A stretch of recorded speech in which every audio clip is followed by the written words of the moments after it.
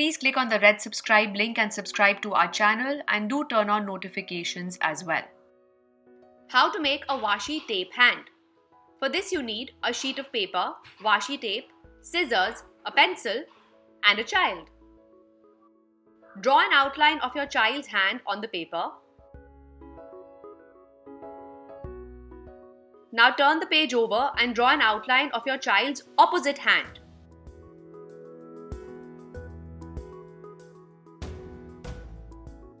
Cut out strips of the washi tape and let your child stick them all over one side.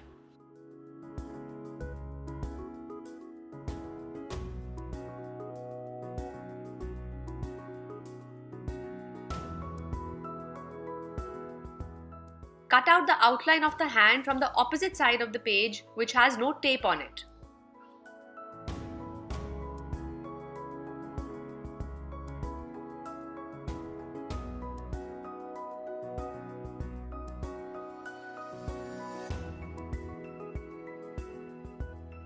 I love you, hand. I love you so much.